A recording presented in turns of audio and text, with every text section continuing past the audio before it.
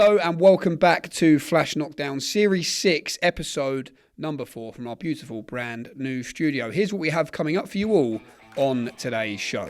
Promoter Eddie Hearn joins us on the phone for a catch-up and to reflect on a fiery start to the Eubank Jr versus Ben build-up. 8-0 rising star Giorgio Visioli joins us ahead of his US debut in Philadelphia next month. Padley and Reece Bellotti are on the sofa to discuss their October 11th super featherweight showdown in Sheffield, and me and Scott debrief a busy week for Matchroom amongst all the usual chat, quizzes, nonsense and much more. Don't go anywhere. Well, opening the show this week is promoter Eddie Hearn. Once again, Eddie, the Greatest Showman, finally been released. I think it went up to number 2, did it, in series in the UK? How's the feedback been? Yeah, I wasn't really following it on the charts, to be honest with you. I mean, wherever it goes, it goes. I mean, I was a bit disappointed that it didn't get to number 1, but I'll be honest with you.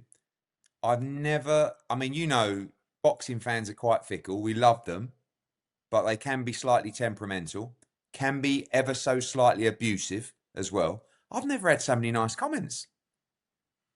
So yeah, I'm glad people enjoyed it.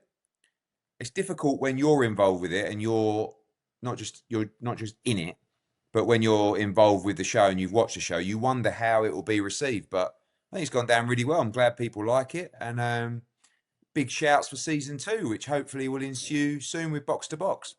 In terms of season 2, what would you like to see more of in it than perhaps wasn't in this one? Probably better clobber from me and more of an effort. I mean, you know what it was like, Jamie. In the end, it was so tiring and draining. They were following us around for a year and a half, and they'd literally turn up in the office and be like, "Can you go and have a walk with your dad and go and talk about the business?" And when you watch it back and you got some like golf shirt on and a pair of shorts with your socks pulled up, probably try and look a little bit sharper. But I think we got it just about right, really. You want to bring as much talent into the show as possible. Millions of people around the world are watching this show. So people like Johnny Fisher, Conor Benn particularly, who is a huge part of the show, Katie Taylor, AJ, Luke Littler, Ronnie. It'd be great to bring through some younger talent as well and give them a showcase in it. Chris Eubank Jr, he missed his name off that list there. Oh, well, apparently it was, it's because the reason the show's been so big is because he was in the promo for 0.01 seconds. So what can I say? Why did they take the bit out of me and you in LA when we were talking about who would play you in a film? Do you remember that? Comedy gold. Yeah, I just don't think it was funny. Vince Vaughn. Yeah. Oh, cheers. Yeah. Maybe I asked for that to come out. Yeah, we'll let the fans decide. Let's just quickly touch on the press conference, Eddie. It was pretty much, I guess, picked up from where we left off. How do you feel now, a few days on? Yeah, I mean, look, I just, you read stuff online and people saying, Hearn's rattled, is this? Yeah, but I mean, when people blatantly lie about you and your company, and particularly make accusations that we take very seriously. And, to be honest with you, it's all the people out there going, "Oh, what's he doing? What's he saying?" That's because these people have no passion, they have no regard, and they have no drive for what they do. If you feel so strongly about something and it is your life, you're not going to have some fucker just make up bullshit, particularly when you're talking about stopping an ambulance. That is an accusation that can cost someone their life. And if you think that we are the kind of people, and I'm, the kind of individual, we are the kind of company that would stop an ambulance from getting a fighter to the hospital, then you are some kind of plum. And it's not just a case of, "Oh, don't worry about it, it's only a presser." It's say, no, it ain't on, and it's not right. So we will attempt to get that corrected. And it's very important to me that we do, because to some people that don't have the knowledge or aren't sharp enough, they think we did stop the ambulance going to hospital. And it's like, you can joke around about these things. And I saw Turkey joking around about it as well, but maybe it don't mean that much to them. But it means a lot to me. And I'll stand my ground on it and we will deal with it. Asking out of ignorance, I'm not even sure if you can say this if there are legal proceedings, but what do you want to get corrected? What do you want from Eubank Jr? Oh, just rectified. And said, say, I apologise. Of course, Eddie Hearn or Matchroom didn't stop the ambulance from going to the hospital or deliberately delay an ambulance. I mean, it's just absolutely ridiculous. But, you know, you just can't get, in my opinion, and it doesn't, I don't really care what people think. It's what I think. And it's not the right thing to do. So, you know, I mean, you know, I know some people go, oh, you know, you get him wrapped. Yeah, of course, when people say things like that, because it was just the Chris Eubank excuses show. I mean, it went anywhere from, like, and this whole thing with Ben Shalom, you know, we're not happy about the rehydration, the weight. You signed a contract, you plum. What would you? Well, you've just decided now you're not happy about it, or you know, oh, we got pushed into signing it. How? How did you get pushed into signing it? They were the terms that were offered to you, and you accepted them. It's bizarre. You know, the ambulance was delayed. Oh, oh, whatever we done at the weigh-in, and then the toenail come off. Not just that, like, and the worst thing about the toenail is only half of it's grown back. That is the biggest travesty about the whole thing. Forget the ambulance accusations. Forget the apparently the stopping him from weighing in on time. What about the toenail? I mean, that's a bad one. I've got to be honest. I mean, I don't know if he was on his way to hospital to deal with the toenail. What did you make of Conor Benn's energy? I mean, I couldn't really get a word in. I love where he's at. I love where his head's at for this. Calm. You know, we're not. You know, I think one of the mistakes he made last time, and you can't blame him for it, but the emotion took over in the build-up, of course, when he got slapped with an egg, but particularly in the fight. And listen, it made it so exciting for everyone. And Conor's always going to be Conor, but you can be a little bit more refined in there. And I think the experience that he gained from that first fight is going to put him in great stead. What's the jeopardy for him, Eddie, if he were to lose again here? Or on the flip side, win? Will we see a trilogy? How do you see it? Yeah, look, we want to see Conor Benn fight for a world championship at 147. So the Lewis Crocker fight is there. I mean, that's a fight that can be made. You don't really want to lose again, back-to-back defeats coming down. You know, maybe the IBF would want him to have an interim bout. So we really need to win this fight. I mean, we need to win this fight for you know, Conor needs to win this fight for himself, for redemption. We need to win this fight because we don't like the other geezer. So let's get it won. But longer term, the plan is 100% to win a world championship. When he wins, maybe there's a shout for a trilogy. But I know how important it is for Conor to move down and become world champion. Lewis Crocker was at the press conference. He said he wants to get out this side of 2025. Is that realistic in your opinion? Yeah, difficult when you fight kind of mid-end of September to get that extra fight in. I think it also depends if we could agree terms with a Conor Benn fight, because that could be a fight that lands in February and he may wait, you know, for a fight of that magnitude. So, you know, Lewis is enjoying some PR at the moment, and obviously it was a massive win for him and Belfast, and, you know, we'll be planning his next move very soon. Last couple, I know you've got to go. Dimitri Bivol, saw you have a nice lunch with him in the last week or so. What's the latest on his injury rehab, and when are we going to see him back? Yeah, I mean, Dimitri's obviously had his operation. He's, you know, looking forward to returning to the ring early next year. He's got a lot of options. You know, he's got a couple of mandatories lined up. You've got the Benavidez fight potentially, maybe even a move to cruiserweight. Got Badu Jack up there. I know he's talked about a potential Jai Opetaia fight. So I think Dimitri really wants those fights that are going to excite him now, and there's a lot of options for him. And for Anthony Joshua, 2 milestone anniversaries. Firstly, Povetkin, and then, of course, Daniel Dubois a year on. I can't quite believe how quickly that's gone. What is the latest? Have you spoke to him in the past week or so? Yeah, spoke to him non-stop. I mean, look, he's back training. He's going into a few training camps just to get some experience and, you know, some time in the training camp before he enters his own. February is still the plan very much. You know, my preference is a fight in Africa. We've had a couple of approaches. I think that would be a historic moment for him. But that's the fight. Lock it in for February. We'll be doing that over the next couple of weeks. And then the big one, back end of the summer. You know, 2026 is going to be a massive year for AJ. What about Dave Allen beats Makhmudov and then calls out AJ in the ring, and then that's the comeback fight for Joshua? Maybe. I mean, look, you know, I mean, if Dave Allen beats Makhmudov, he's going to put himself in line for some huge fights. I like the Wilder fight, personally. We've reached out to Shelley Finkel to talk about that. But let's see what happens October 11th. Packed out Sheffield Arena. Massive night for Dave Allen. If he gets the job done, he's going to waltz into a massive fight. Okay, top man, Eddie, thanks so much for joining us. Now you've got to shoot now. But just remember, here is a little teaser of what is to come in our day in the life with the White Rhino Dave Allen, dropping very soon on Matchroom YouTube. Football manager. I've been managing that long, 15 years at United. They give you a player, right, a youth player after about 10 years. It's called Dave Allen, I swear down. The kid's called Dave Allen. I promise you. Look, Dave Allen there. He's pretty good as well, actually. He's played for England a few times. Over the moon myself. So yeah, this is what I do really.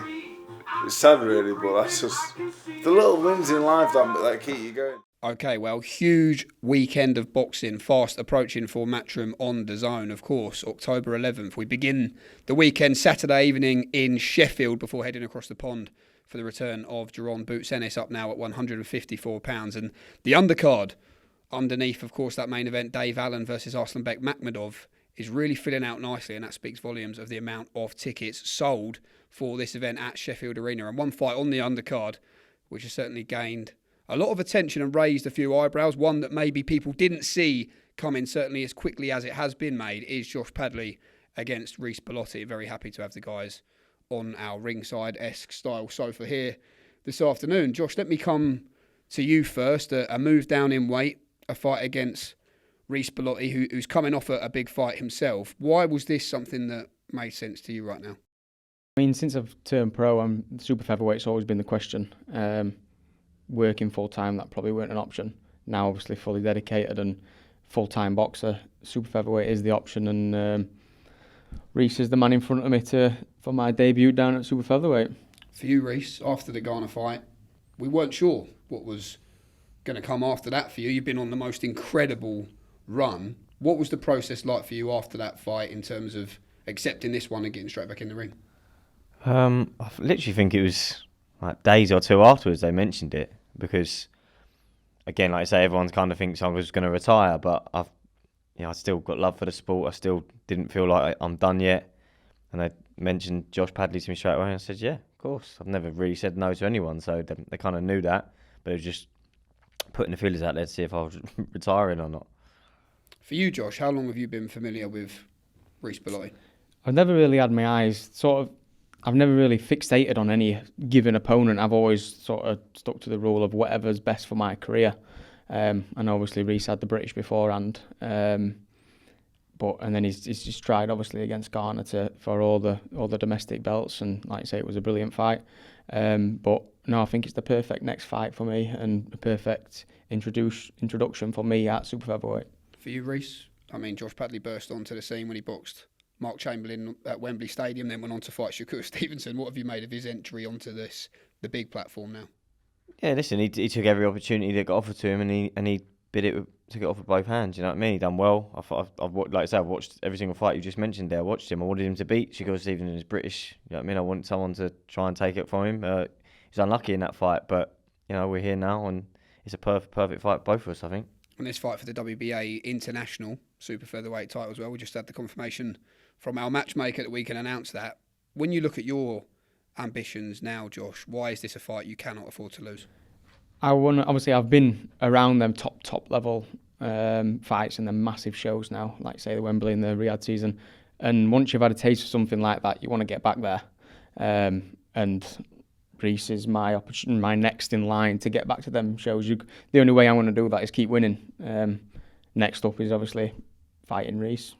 He's tried and tested, and like I say, he's been around, and no easy task, because he's obviously come back off losses before and then gone on brilliant winning streaks. So I know that, like I say, it's not going to be no easy fight, and he's going to come in there with everything he's got to get back to winning, because same breath as I'm trying to get to top, if Reece beats me, then he's back on top.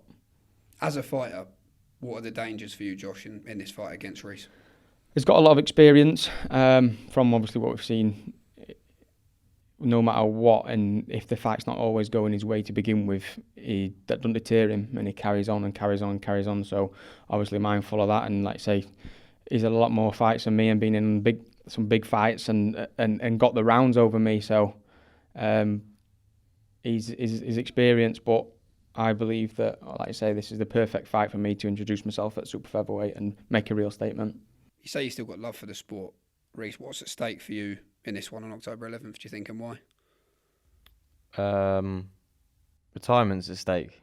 I put it onto myself that if Josh is good enough to beat me, then I'm done in the sport.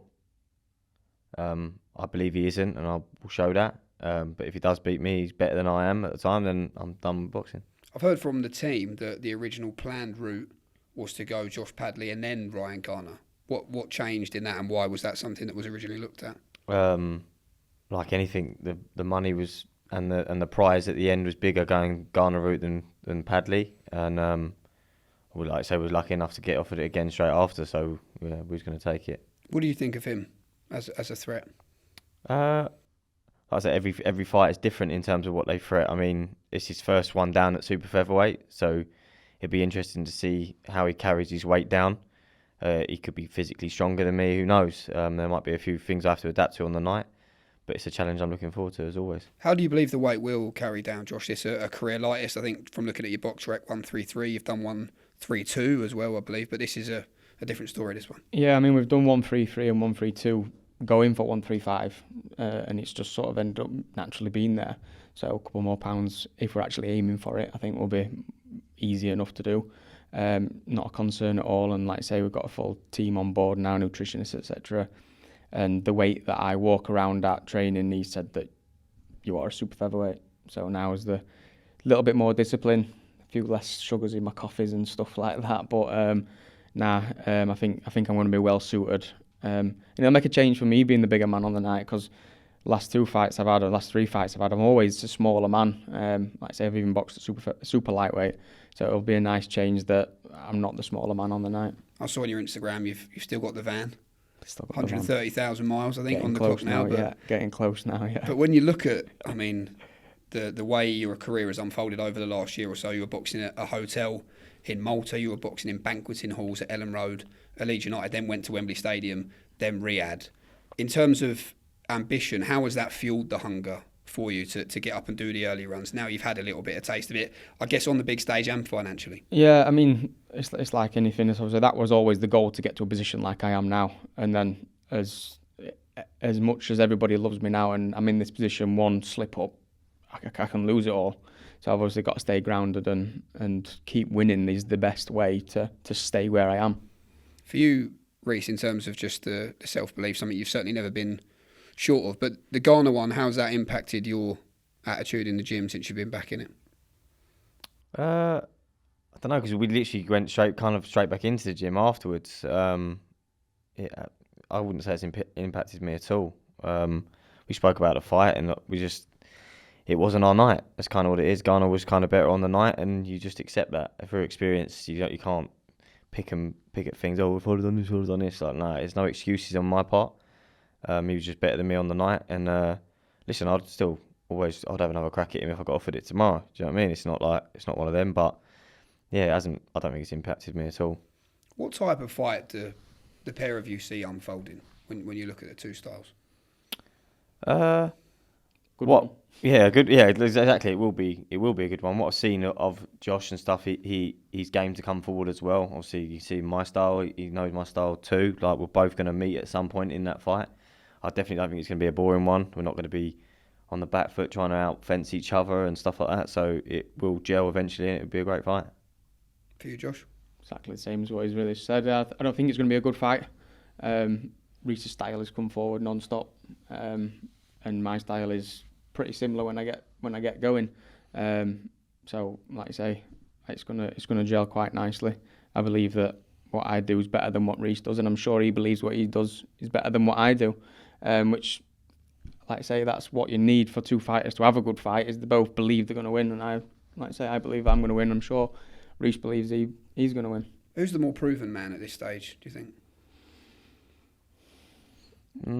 You could argue that I edged that in terms of who I've boxed compared to Josh, but not that he hasn't had. It's because he probably hasn't had the same opportunities that I've had. He would have boxed the same people, but you'd say me in terms of the experience of the people that I've boxed. And obviously I know he's boxed a world champion and I haven't. That's probably the only thing on his resume that is better than mine in that sense. But you say that Ray Ford's a world champion, so you never know. But yeah, I'd say I may edge that through experience and the fights that I've had. How do you see that argument, Josh? I think he's more experienced. He's obviously been in bigger fight, not bigger fights, but he's been in more fights at title level than me. But as far as like experience and shows and stuff that I've been on, like say I boxed at Wembley, it's massive AJ Dubois undercard, been over to Saudi and stuff like that. So in my mind now, it's like, how can shows get bigger? And like say the Stevenson fight is a pound for pound. How can it be harder than that on 4 days' notice? It can't be. So it's like I take great experience out of them fights and going forward, using that in fights like this coming up. What do you believe will separate you on the night and does separate you then when you look at the Reece Bellotti? I just think my times now, I think, like I say, my hand speed is greater than Reece's, and I just think I'll be able to deal with his pressure. And I'm sure he thinks that I'm not going to be able to deal with that pressure. It's like that. He believes in himself, and I know he does. Like I say, he's come back off losses before. But my time is now. What do you honestly see, Reece, being the difference in this fight?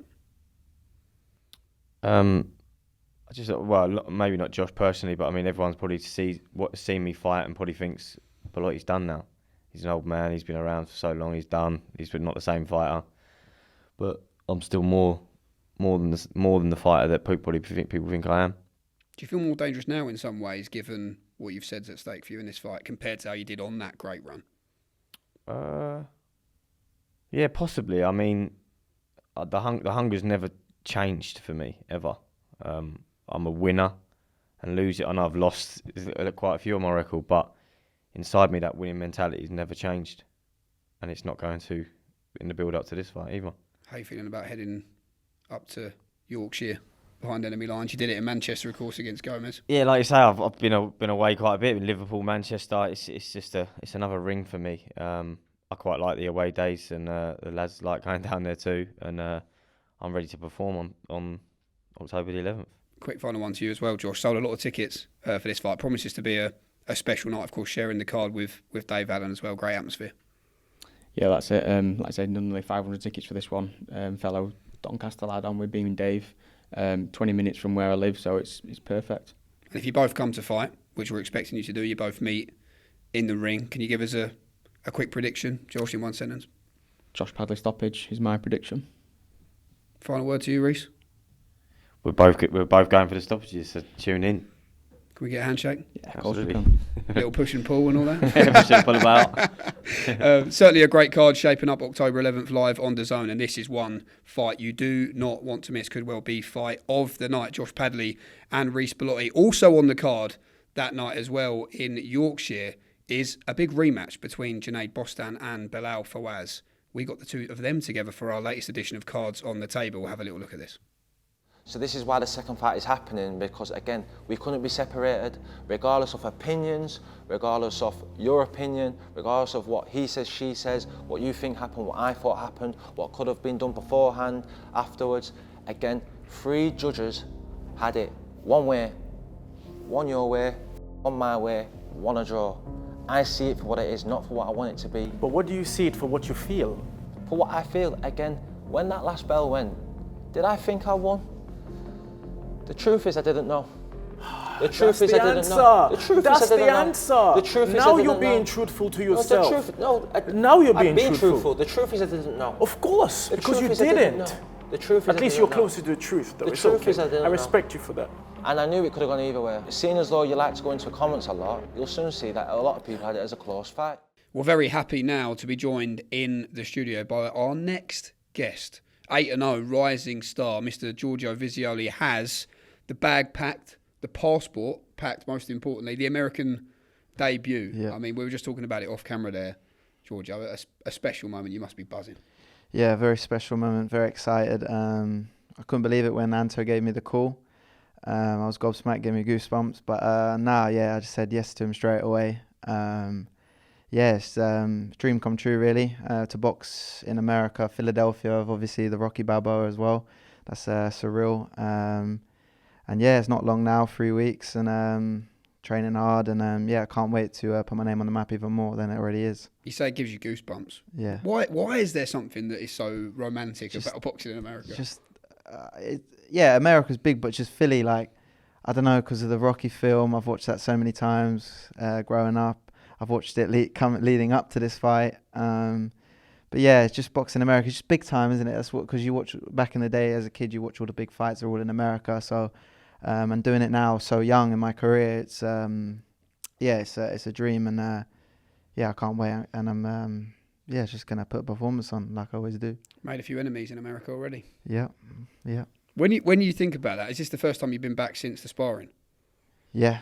First time I'm back. Yeah, in Vegas. So obviously the sparring we're talking about is Curmel Moton. Yeah. And I mean, it's done so many views around the world, the interviews and the fallout. Are you pleased that it's gone this way? Because a lot of fighters sometimes prefer to keep sparring in the gym. Yeah, I'm pleased. I mean, like I say, I would have liked to like I did even when I come back and did the press conference against Kane Baker. I was keeping it respectful, but obviously after the fight, Eddie jumped on the IFL and then said I smashed him to pieces, and then obviously Curmel jumped on Twitter. That's not like Eddie, is it? jumped on Twitter and Curmel didn't like it. And I've just jumped on it because I know what did happen.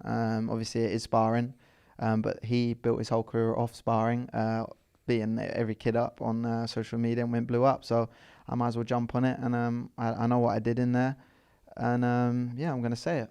And you guys have footage as well, right? Oh, we got it all. He's got it as well. Okay. We did 6 rounds on the Wednesday, 6 rounds on the Friday. He filmed it. I filmed it. The Salash gym filmed it. So if anyone wants the footage, go ask Salash gym. Okay, but it's nothing's been seen yet, has it? No, nothing. Only just people around me, team. Okay. Yeah, obviously we wait for the right time, I think. So you're half waiting for basically for Curmel to put out his highlights from the sparring, and you've got some count. He hasn't got any. That's why he hasn't put any out, because that's what he does. When he does well in sparring, he had a big camera crew there, and yeah, if he says what he did, there would have been footage out already. So, do you believe it's created a bit of spice for you and maybe an inevitable fight down the line as pros? I think so. There's no bad blood between me and him. It's just competition, and I believe I beat him, and he probably believes he beats me. And there's only one way to find out is fight him. So I'm down to that fight, and I'd love it. It'd be a big fight one day, and we know what we're doing. We're building it up. So yeah, it's good. Talking about putting your name on the map, just looking at the numbers on Instagram, been huge. Yeah. Of late, I think you've got 54,000 followers now. Nice to see that. You're still nice and humble. See how long that goes on for anyway. But in terms of the profile, how pleasing has that been for you and the feedback you've been getting in the world over? Yeah, nice. It's great because obviously I'm not the biggest of talkers, but I do all my talking in the ring, and every performance I've had from the beginning of my debut, I've had a highlight reel, every single one, like millions of views each fight. It's mad, especially with Kane Baker with the 6 body shot that went viral. It was on every page. My last fight, it's got millions and millions of views. I think it's got 7 million views on just one video, and then others have got more. And it's just built. It's great. It just builds me up, and I've got a bit American people messaging me now. Everyone. So yeah, it's that's what I wanted of my career. I didn't want to be the massive big talker, big like that, because that's not me. But I know I do it in the ring, and I can talk, but I leave it for the ring. When you look at the journey so far through these 8 fights, is there any part of you, you've always believed in your ability, but is there any part of you that's even been a little bit surprised about how quickly you've taken to everything? Yeah, I mean, even the knockouts, like, I'm not going to say I didn't expect it, but obviously in the amateurs I was very, I was just a boxer mover. I picked my shots, lovely. And I never really had time to sit down on my shots and drop them, and how I've done it in the pros is it surprised me a little bit, but I do know my ability, and I'm happy with the way my career's gone so far, and I couldn't have asked for a better start. And in terms of the dance partner for this one, James Wilkins, 13-3, never been stopped. How much have you sat and watched of him, if at all? Thing with James, he's a very good opponent, very tough opponent. I was looking at his amateur days. He was fighting like Bruce Carrington in like the what do they have out there? They have like a competition in America, Golden Gloves or something like that. They were fighting Bruce Carrington. Obviously Bruce Carrington's quite high up now, and so he's had a big amateur career. He spars Shakur and everyone, so he's been around. Everyone knows him. He's tough. I just think he's one of those pros that just didn't take off his career. He's just, but yeah, no, it's going to be a good test for me. And yeah, I've decided to do lightweight now as well, 135. So, I'm looking forward to it, and can't wait. Can't wait. What was the thinking behind the move up in weight at this stage? I just think, what's the point going down to super feather if I'm going to outgrow it in the near future or very soon? You know, we decided as a team. Everyone spoke to everyone, and from day one, Mark Tibbs, Jimmy Tibbs, they've all thought I'd be a lightweight and grow into it lovely, and that's what we're doing. So I was struggling to make super feather, but I just think lightweight's the right move for me to be strong, to be fit, and just to feel comfortable in there. How quickly do you want to continue to move? At what sort of pace in terms of 10 rounders and titles? You've got a great team around you. Certainly great people behind the scenes, also in front of camera, the likes of Sonny Edwards, who, like Eddie Hearn, is never afraid to say what he thinks. What's in your mind of the trajectory, particularly next year, I suppose? I like to move fairly quick. Obviously, I speak to my team, and they like the slow pace. But obviously now, I think me and my team have talked and let me off the leash a little bit, so we can move fairly quickly, but not too quick. But I believe my ability, so I'd just like to move a bit quicker, if that makes sense, and because there's no point staying down at that level if I know how good I am. So we'll see what's after America. Who knows what's going to happen there with all these Americans trying to call me out, so we'll see. Louis O'Doherty and Regan Glackin fighting for the British title. How far off do you think these guys you are already? Not far. I mean, me and Louis, we've sparred 4 times this camp, so, and Louis is a very tough opponent, non-stop at you, so, and I've sparred him so many times, and I know where I'm at with him, but he's a very strong, tough opponent, and I think he's a problem. He what's the word? He spoils your work, if that makes sense. And he's tough, he's strong. He doesn't stop coming at you. But yeah, I think Louis gets that job done for sure, because people might not think much of him in his performances when you watch him, but he's a handful. How do you see Sam Noakes versus Abdullah Mason going? I've had this chat with a lot of people. I think it's 50-50, but I just think that Abdullah has that the IQ, has that boxing ability. But we have seen Abdullah get dropped a few times, and obviously Sam Noakes is very strong and has that power. So who knows? He could keep him down. But then you could say the other way, Abdullah could box his head off for 12 rounds. You know what I mean? So I think it's 50-50, but I'm edging towards Abdullah on that one. When will you head out to America? Monday the 6th, so a week before. And yeah, can't wait, man. I'm excited. Got the whole team coming, Sonny as well, which is a great part of my team. Yeah, I can't wait. How fun is it being around Mark Tibbs all the time? Mark Tibbs is quality. He's a character, honestly, isn't he? One of my favourite people. Honestly. Ever. But even as a coach, as a friend, I mean, I've said it, even in my kickboxing days, I feel like Mark Tibbs, we get along like a house on fire, and I think that's a great thing to have as a coach.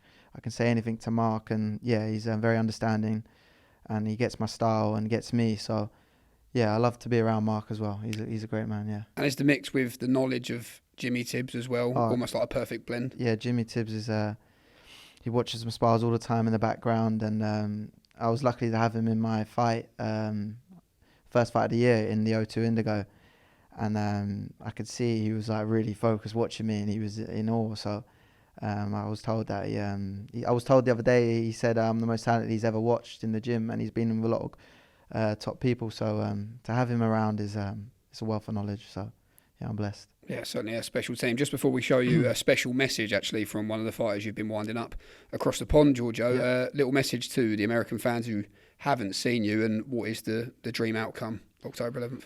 Just to put a massive performance on. I keep saying it, and I really want to show, not just Americans, because I know just the world, I'm not here. I genuinely think I'm one of the best. I can be one of the best in the world, and that's what I want to put. I just want to put a beautiful display on of boxing, and coming for a knockout this time. I've never normally say it, but I do genuinely want to get a knockout just to show the world.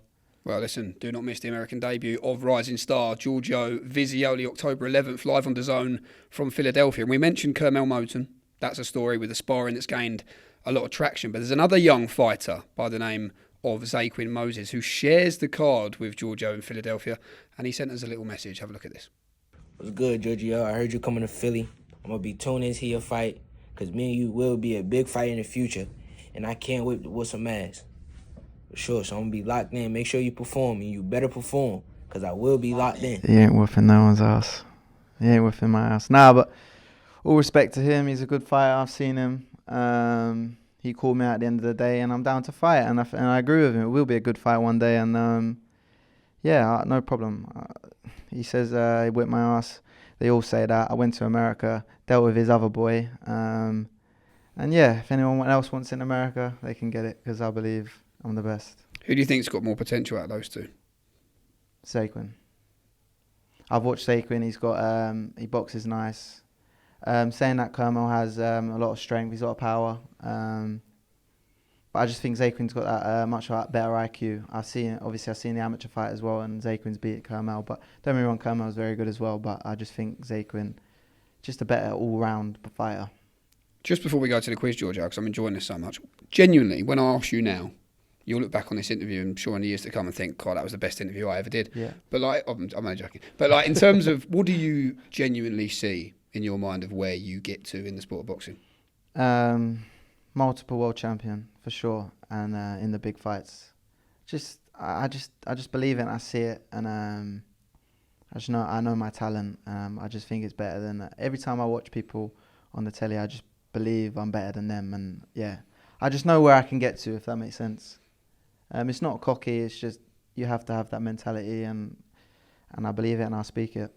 Okay, well, listen, big dreams to be a world champion, and undoubtedly big dreams to reach the top of the Flash Knockdown quiz leaderboard. Not sure if you've seen this, for those watching and have enjoyed the series so far. This is the best quiz in boxing, face to face to face to face. I'm going to hand over to producer Scott, who is going to show you this week's face to face to face to face. I was just thinking, oh my God, I'm just laughing at this face. Great promo, though, down the line for when these guys eventually fight. Amazing. We've got it banked already, so I look forward to it developing. Giorgio, you're the fourth contestant on this new quiz. I'm going to basically show you a face. It's split into 4 sections. Yeah. You need to give me the name of each boxer which makes this face. It's going to come on screen about now. If you don't know the answer, you can ask for a clue, and we'll try and help you. But it might not be so much of a good clue. 2 points at stake for each segment, so 8's the top score. Yeah. And then if you ask for a clue and you get it right, you get a point. So this is yours. That's the face you need to break down. Where are we starting? Zaquin Moses. 2 points. Bit easy, that one. Yeah, with her hair. Molly. Molly? Is that her name? Molly who? Oh, come on. I have to say this. Meatball? Molly? We'll give you 2 points for that. Yep. Correct. Yeah. Yep, correct. I know, Crawler. William Crawler. 2 points. Fair play. Bloody hell, he's on for the clean sweep. I don't know his name, but I think I know who it is. I can't remember his name. Do you want a clue? Is it the boy who just turned over, GB boy? Oh, big, so strong you're muscles. gonna go in straight away to try and get the top score here. You don't want a clue. You're gonna guess, or do you want a clue? Wait, with a clue, he's still top, or is he joint top? I don't know his name. Is he with Sam Jones? I can't give you I like you're trying He's to. fishing I don't know his name. That's not my problem, and mate. that's not being disrespectful. So as it stands, you're joint top with Johnny Fisher. So you need 1 point to get to the top of the leaderboard. You can take a clue, and then if you get it right after a clue, you'll have 7 points. You'll still be top. Honestly, I can't remember his name. So even with the clue, the clue is, it was my birthday last week. What a clue. But to Oh, be that fair, ain't really a clue, is it? in fairness, I'm not helping you here, but it was very publicised. Oh, on come off social it, media. Jamie. This is, what are you, Team Visioli, trying to get him on top of the leaderboard? I think he's done very well here, and I want to see him do well. I don't know. I'm sorry. No? I Time's can't remember up. his name. I don't know. I can't remember his name. It's Chris Eubank Jr. Shut. What? I thought it was the boy. No. The boy. I don't know who you're on about. No. Do you know Jamie, what I'm talking about, I though? do, yeah. I can't remember his name. Do you know what I'm talking about? Jamie, 6 points. Listen, Joint regardless top. if I know who you're talking about, which I don't, to be honest.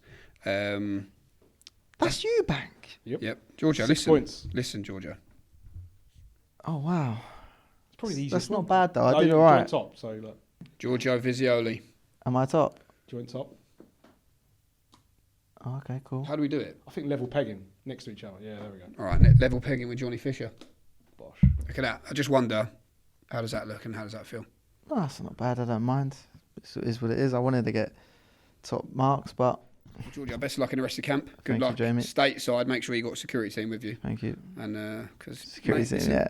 Big fights, man. Yeah, that's it. That's all it's about. Big fights on the horizon. But of course, all starts for Giorgio on his American debut. Don't miss it live on the Zone. And what, of course, is also a huge night for Matchroom, beginning in Sheffield and then heading across the pond to Philadelphia. Giorgio Visioli, one to watch. Well, Jamie, you're still here. How are the nerves? Mate, listen, I'm not being over the top here. It's terrifying. Like, terrifying. I don't know why. I can't really explain it. When I got to Tottenham, I think there were a few things changing, and the Saudis behind the scenes wanted things to be done a certain way, so you obviously have to make sure that everyone's happy and everyone's on the same page. There wasn't an MC, so I was sort of had to bring the fighters up to the stage as well, and then do the Saudi thanks, and obviously the Ricky tribute was definitely the most daunting aspect of the whole thing.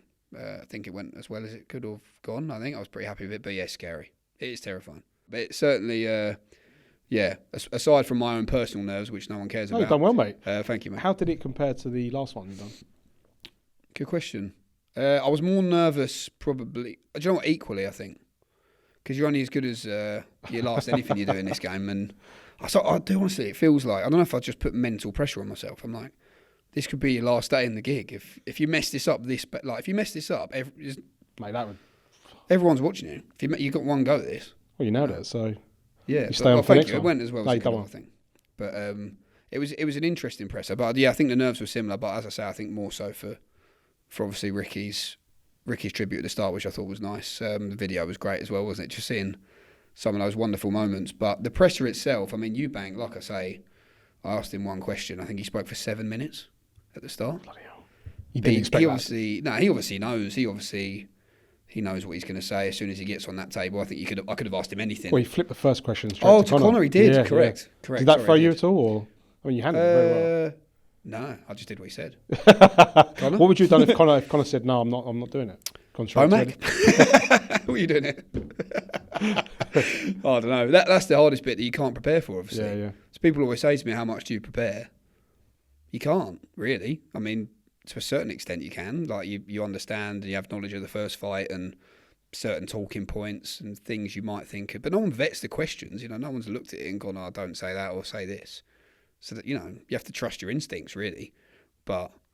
I don't know. You can't prepare for that. I think that's the fun. That's what makes the adrenaline the way it is, because you're just reliant on them. It's a shame they didn't do a face-off on the pitch, though. Well, there was even talk of them doing the skywalk. Why didn't they do that? I don't know. Maybe just what happened last time, I guess. They obviously did the one at distance on the stage. There was talk of them maybe doing the skywalk as well. Do you remember we done that for AJ? Yeah.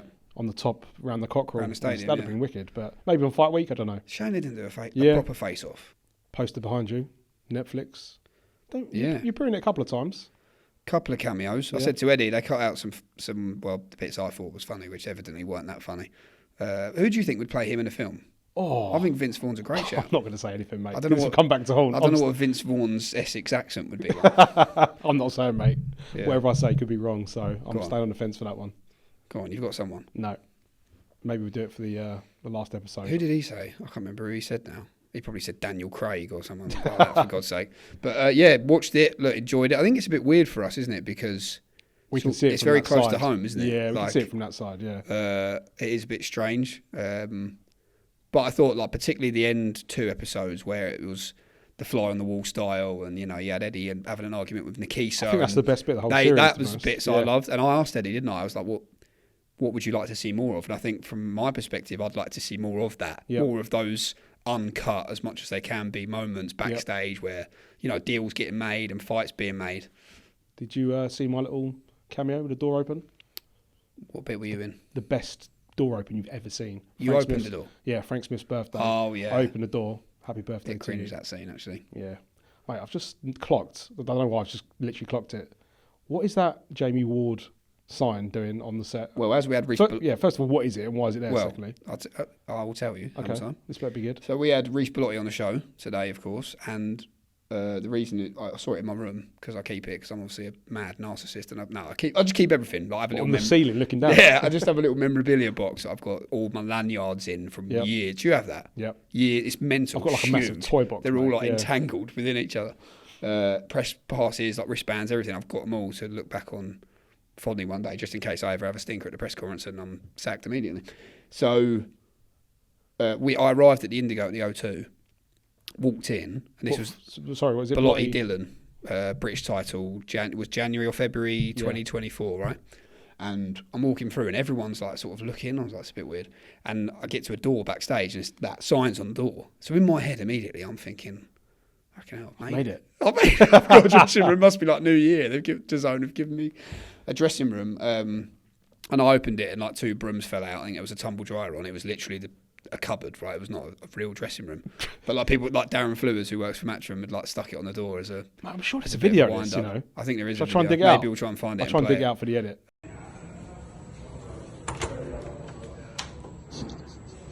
But yeah, I was devastated, and the ego took a bit of a hit, and I realised I'm a nobody, and I Well, don't they've have my own always got dressing that. room. I mean, that's But there you go. some piece of memorabilia. That's probably worth a few quid. That eBay. maybe. I wonder what's worth more, that sign or your image rights for the Netflix doc. Or this ticket I found Let's have a look on at the it. table. Look at this. Talking of a few quid, I reckon you get a few quid for that. Hey Fury, That wow. is a Hey Fury ticket. Found it yesterday. I was going through my old room at my parents' house. That'd be worth a few quid, no? How much did you pay for it at the time? So it was £70 plus £8.25 booking fee. What a fight that would have been. So that would have been 28th of September 2013. It was the fight after Hay beat Chisora and the fight after Fury beat and got off the canvas against Steve Cunningham. The fight that never was. Who would have won that fight, do you think? What year was it? 2013. Who'd you fancied? I'm going to go out there and say I reckon Hay would have knocked him out. You're not buying that, are you? I think Come on, get off the fence for once. I'd have gone Tyson Fury. Why? I mean, this is before the Valuev fight, obviously. No, it'd been after. After the Valuev fight. Similar men in terms of stature. So Hay obviously proved that the size didn't matter, particularly against someone as big as Valuev was. But Fury is far better fighter than Nikolai Valuev. Would have been a great fight though. I think Fury would have had the tools to beat David Hay. They did a press conference as well. It's probably I've not seen that for probably a decade, and they were going at it then. It's Yeah, the worth a press watch. was good, right? And Yeah. Didn't Fury stand on a chair? Yeah, or he was something? all in white from memory. Yeah. And he was sort of getting his face mucking around. But Yeah, that's that's an interesting one. Do you know one thing I did just want to say about the Netflix doc? The 5v5 bit. It's quite when you're watching it. I mean, nothing goes the way of Eddie Hearn, does it? I mean, to be fair, they First 4 episodes though. We get turned over in all of them. AJ Dubois, the 5v5. What else is in the early episodes? Crawford Madrimov. Yep, it's one more, I think. To be fair, Johnny Fisher does beat Alan Babich. That's on true. Clause 1 back. But I mean, that night was just mental. I was remember, awful. you know what? I'm surprised the Netflix documentary didn't actually put in a bit of me. Eddie comes in the change room after the first fight. It's me, our matchmaker Tom Dallas. And I say to Eddie, imagine if we lost every fight. And he just kind of looked at me. I'm glad that bit didn't make it. Well, look, hopefully if it happens again, it can't go any worse, right? You'd hope so. It can't go. Was can it 10-0? 10-0, yeah. No, it was one of the two of them went to the distance. So It was 10-0 was the score, though. Yeah. 10-0 was the score. I think it'd be massive in the UK. Great concept, though. I really enjoyed it. I would love to see it in the Hopefully UK. it happens again. I almost think it's the sort of thing, like, just to add some spice, like, just throw in a mixed fight on any show. Yeah, why not? maybe. Well, saying that, it makes more of an event of it, doesn't it? You know, building into it. Do one 5 versus 5 every 2 or 3 years. Sells out the You know, O2, like, a 5v5. like the World Cup sort of thing. You know, it's coming around in a couple of years. Could be the way to do it, maybe. I think it'd be massive at the O2. Because I think if you did it every 6 months, it kind of dilutes it a little bit as well. Potentially. I think we're due one. Just finally, I have to ask you, as a very good friend of Dave Allen. So I've spoke to Dave, and he wants to fight Anthony Joshua. That's something he's spoken about for a long time, isn't it? He has. He says if he beats Makhmudov, he's going to call out Anthony Joshua. Yep. I said that to Eddie. He said maybe, but then he also said he's reached out to Shelley Finkel about a Deontay Wilder fight. I mean, look, if Eddie's saying about AJ potentially fighting in Africa, no disrespect to Dave Allen, this probably doesn't fit the world profile of that opponent. If it was in the UK, why not? My only slight concern with Dave is, and he won't mind me saying this, when it's been dangled in front of him before, you may recall Alexander Povetkin was very highly touted to fight Dave Allen if he come through David Price, and it didn't happen. So in my head, hope Dave just forgets about what's the future, focuses on the now, and then can bank after that. That being said, this is a much better Dave Allen in my opinion. Yeah, I mean, look, great link up with Jamie and Nige. I think they've brought him on a level or two. No disrespect to Darren Barker and the No, camp that look. he had for the prize fight. No, not that at all. I think Dave, by his own admission, just doesn't. He didn't train to the standard of what he had. He's training now. So I don't think you can get away with it with, being up in Manchester and in the gym sort of non-stop. So it's going to be the best Dave Allen we've had. It's going to be a tough fight. Good card, that. Very good card. Boston Fawaz. Boston, that is going to be legendary. Really good. Yeah, good to see Joe Hayden on the card. Obviously, unfortunately, we lost Liara Tang, but big chance for Dave Allen's young charge to put his name further in light. So where are you? Are you in Philly? No, I'm in Sheffield, mate. I'm in Sheffield, splitting the team up. So, Team White Rhino. That does conclude another fantastic episode of the greatest podcast in the world, Flash Knockdown. Thanks very much to our wonderful guests this week as well. Of course, promoter Eddie Hearn, as always. Giorgio Visioli, what a big night it is coming up for him next month over in America. And I think he needs to keep his sleep with one eye open, so to speak. He's made a few enemies. He's got a good team going over there, though, to be fair. So they'll Mark and Jimmy be around. Yeah. Yeah, look forward to seeing Giorgio Visioli on his American debut and what is a massive weekend for Matchroom in October. Thanks as well to our guests on the ringside sofa. Great fight brewing between Josh Padley and Reece Bellotti, which lands on that same weekend, October 11th. In Sheffield, and thanks to producer Scott for all his tireless work building the set. I mean, you should see what this man does. It's honestly, there's nothing out of his remit. Writes all of my questions. I'm a fraud. I've got an earpiece in. I don't know anything. So thanks to producer Scott and thanks to myself as well for everything. And don't forget to give us a like, a subscribe, a rating, a comment. Send us in an email. What do you want us to talk about? Yep, flashknockdown@matchroom.com. Flashknockdown@matchroom.com. Listen, we've said this before. We've got some stories. We've got things. We'd have to get it vetted by Frank Smith if the conversation's going a little bit west. But we've got a lot in the locker, I think. I think we keep it for the live show. We keep it up our sleeve. If we do take this to... Live show? Imagine doing a live show of Flash Knockdown. Who do you think we are? Pete Wicks and Sam Thompson. We're going to do the O2 in a couple of years. 3 people turn up. Like my mum and dad and, I don't know. Yeah, my nan. Yeah, still counts. Yeah, my missus. Wrap the show, mate, come actually. on. I've got to get trained. Come on. All right, sorry. Anyway, that was Flash Knockdown. We'll be back next week for all the usual jazz. See you soon. What a shot!